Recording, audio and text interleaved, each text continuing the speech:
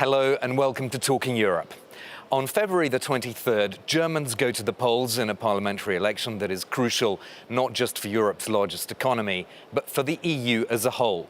The outcome could have an impact on how Europe handles US President Donald Trump, on how it supports Ukraine, how it pursues its key goals on industrial policy and competitiveness.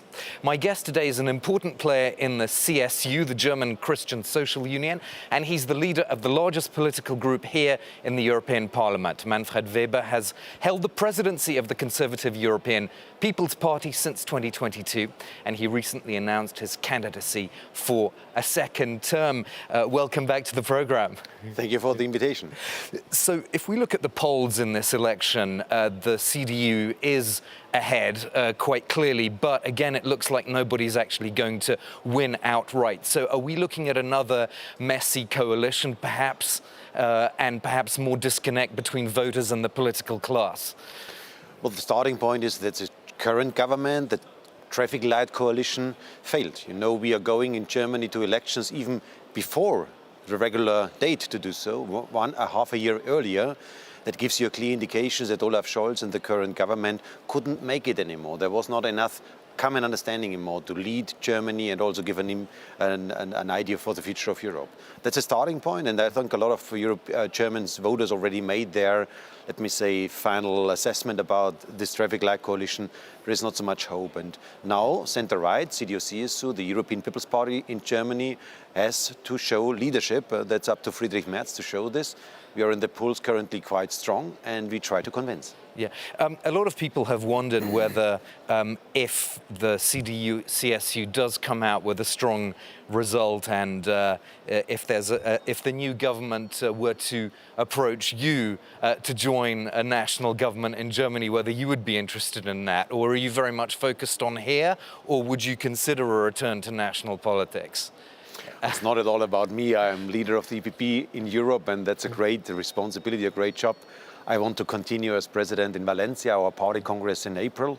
EPP is in the best moment ever because we are leading in a lot of countries, European-wide. We have the largest political group in the European Parliament, as European People's Party. Thanks to the support of voters, we can lead Europe with Ursula von der Leyen, with Roberta Metsola. So that's why that's guaranteed. But for the German perspective, you know, just for the audience to know, there is in a lot of important issues also a common sense in Europe and Germany. When it is about the question to be pro-Europe, there is no debate about this among the democratic parties. So there, people can be sure that the German government of the future will be a strong pillar for a pro-European development and also pro-Ukraine. It's also important there is a consensus inside of the center, of the democratic center, and a majority of voters support our approach to be behind Ukraine. So that will not change. When you say pro-European, I mean, some of your colleagues here in this chamber are concerned about the way Friedrich Merz, the CDU leader, is handling the far-right AfD at the moment, because he did say back in November he won't seek any tacit support from the AfD. Now it seems that in the debates on tougher immigration laws, he is open to breaking this sort of cordon sanitaire around the AfD. Is a taboo around the AfD, is it breaking in Germany? Well, first of all, you have to know that the AfD was even on European level not anymore accepted by Le Pen, by Orban, to be part of the Patriots. They were kicked out because they are extreme radical. There are a lot of neo-Nazis there. So the AfD is in substance a dangerous party. They are asking that Germany must leave the European Union, must leave the Euro, must leave even the NATO. That is what they are saying. So that's crazy. That's really crazy and not in the interest of Germany at all. So you don't see any coalition possible, as might happen in Austria, between the Conservatives and the far-right? You don't see that in Germany? It's unthinkable in Germany. With this AfD, it's unthinkable. So our firewall is clear. And also on European level, we define this pro-Europe, pro-Ukraine, pro-rule of law, our three principles to defend when it is about this kind of coalition, so everybody can be sure. And Friedrich Merz personally said it as lead candidate. You can believe in me, it will be my promise to you, no cooperation with AfD. When you see a close associate of Donald Trump, the tech billionaire Elon Musk, intervening directly in rallies of the Alternative for Germany, addressing the rallies or doing a live stream with the leader of the AfD. Is it election interference, or is it simply freedom of expression? Well, even a tech billionaire can have strange political ideas. That's free speech. He can say whatever he wants to say. What is not acceptable is that he's using his communication power, so X as a company, as a communication platform, for supporting AfD. That's not allowed. With our rules in Europe, DSA and DSA, the Digital Service Act, Digital Market Act, we have created some conditions of what is allowed and what is not allowed. And also Musk must respect this. And my message is clear that the rules for our European communication and digital world are not made in his headquarters, are not made in the White House. They are made in this European Parliament. And we should be firm as Europeans to defend our European way of life also being implemented in the digital world. On being firm, some have talked about this crisis mechanism that is part of the DSA, that perhaps the German authorities should consider activating that in this election situation. Would you be in favor of that kind of using that tool? The tool is there. It's up to the authorities to make a check. It must be also legally sound. But look to Romania. We saw already what happened when fake news and propaganda, in this case from Russia, are misusing Facebook and Twitter and the social media operators there. That's why we should be extremely sensible and extremely careful when we see the need to protect our European democracies. So that is a warning signal. What happened in Romania, it's a big task to defend our European democracies, even in this modern world. I'd like to talk a bit about competitiveness and the new competitiveness compass that the EU Commission has just released. For your party, a very important aspect of competitiveness is what happens to the internal combustion engine. You want a different approach to that, but in fact, this issue has already been agreed by the European Parliament. So you want to go back on something that was agreed last February here in the Parliament, right? You want to revise this law that would lead to the ban. We are ready to do so, yes, that's correct. Because European Parliament, European politics must be based on voters' result. You know, last time, the last mandate, the European People's Party voted against forbidding the combustion engine. We were a minority. We had not a democratic majority for doing so. But now we have a mandate. We have a majority for changing this. And that's why it's based on the will of the citizens of Europe to do so. So EPP, the center-right, has a majority. And that's why we will implement it. For me, one thing is clear. We will not take any distance from the climate goals. I want to be a proud European that we achieve our climate goal, zero neutrality in 2050. That's what we want to achieve. No doubt about this. That's why the majority will be electric cars, don't get me wrong.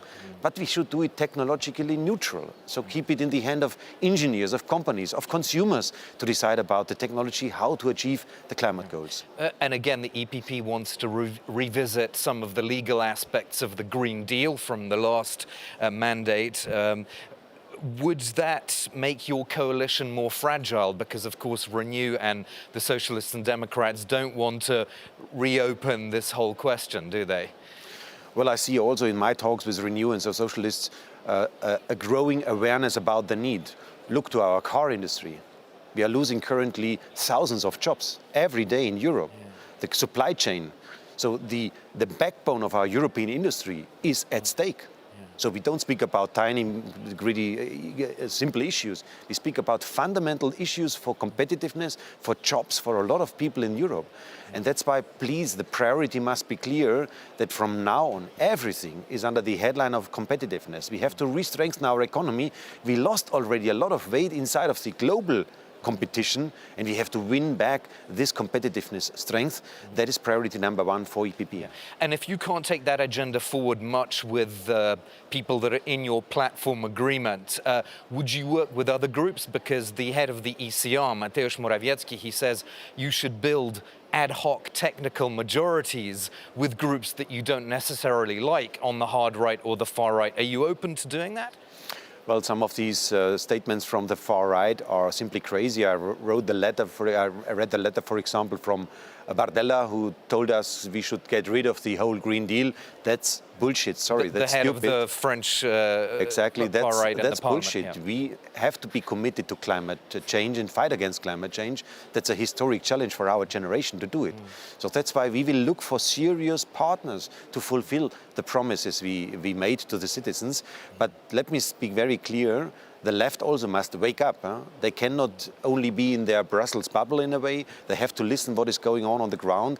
And again, the economy is under heavy pressure globally, and we have to rescue our European economy.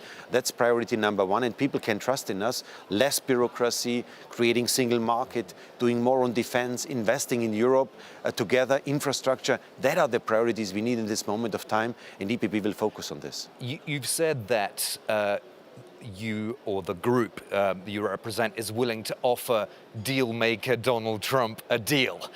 What does that actually mean? Is it buying more American gas to stave off tariffs on German cars? I mean, what is the actual deal, you think?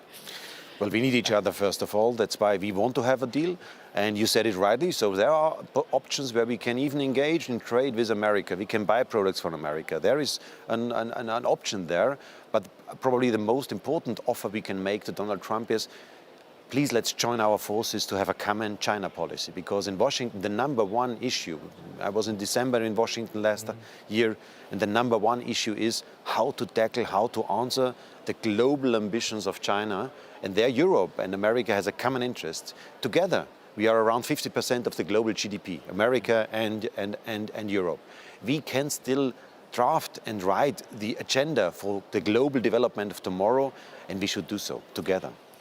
We'll have to end it there. Thank you so much for this discussion. Manfred Weber, head of the president of the Conservative European People's Party since 2022. And we will continue to follow, of course, all these issues on France 24 and all our news programs. So do stay with us.